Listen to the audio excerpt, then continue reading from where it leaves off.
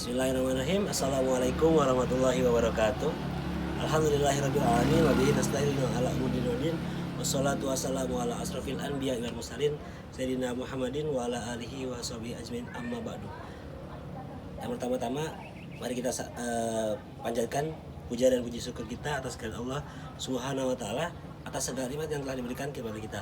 Yang kedua, salat serta salam kita curahkan kepada junjungan kita Nabi besar Baginda Muhammad Shallallahu Alaihi Wasallam. Baik, pada pertemuan kali ini saya akan menyampaikan sedikit penjelasan tentang masuknya Islam ke Nusantara.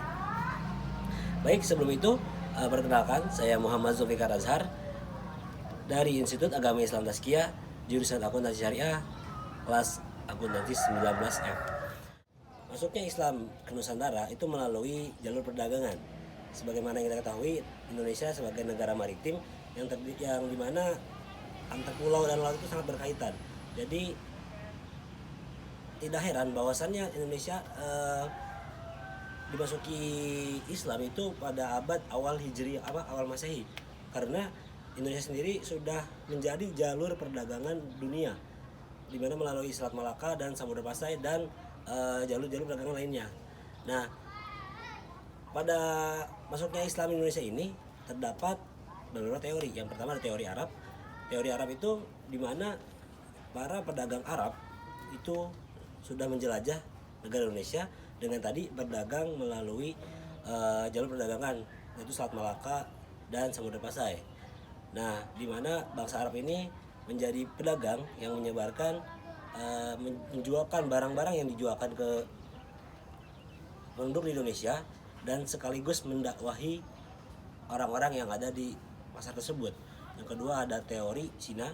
Teori Cina ini sangat berkaitan dengan teori Arab karena pada masa itu Arab dan Cina sudah sangat dekat, karena Cina dan Arab ini sudah mungkin saling berkaitan antar perdagang.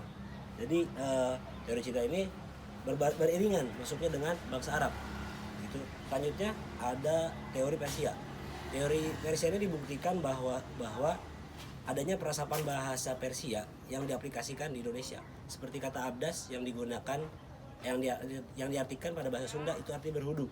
Dan ada kalimat bahasa Arab yaitu yang menggunakan tak marbutoh, seperti contohnya sholatun digunakan menjadi sholat. Ada teori selanjutnya ada teori Turki. Teori Turki itu digambarkan bahwasanya suku-suku Kurdi ini menyampaikan mendakwahkan di bidang pendidikan. Jadi para pendidik ini berasal dari suku Kurdi yang dimana mendidik dan sekaligus mendakwahi di Indonesia, Islamisasi di Indonesia ini. Nah, adapun perkembangan teori tersebut dilanjutkan dengan strategi perkembangan Islam sendiri. Yang pertama ada strategi dari perdagangan. Perdagangan ini seperti yang tadi saya sebutkan, bahwasannya suku Arab dan suku Cina ini sudah lebih menguasai perdagangan. Adapun perkembangan dari teori-teori yang tadi sudah saya sebutkan dilanjutkan dengan strategi pengembangan Islam itu sendiri. Yang pertama ada strategi melalui perdagangan.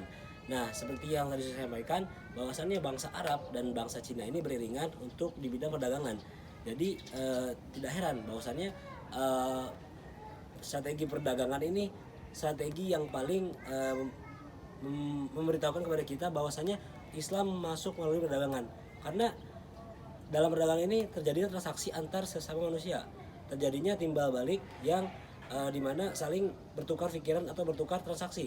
Nah, mungkin dari situ saya sendiri berpendapat bahwasannya dari teori strategi perdagangan ini membuktikan bahwasannya Islam lebih akurat masuk ke dalam Indonesia itu melalui strategi perdagangan. Selanjutnya ada teori pernikahan.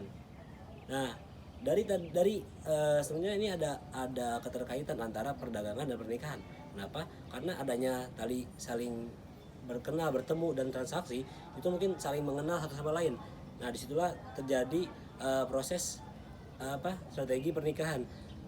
Nah, strategi pernikahan ini dikembangkan karena mempunyai keturunan, dan dari keturunan itu disampaikan terus menerus sampai keturunan itu hilang.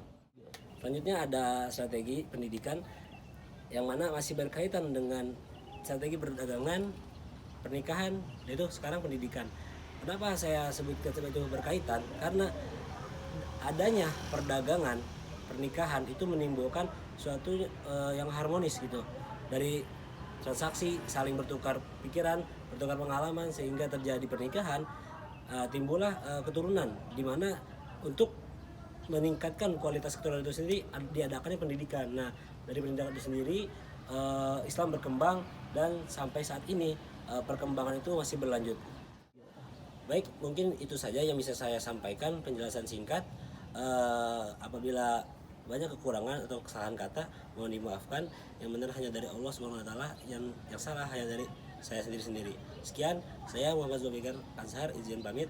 Assalamualaikum warahmatullahi wabarakatuh.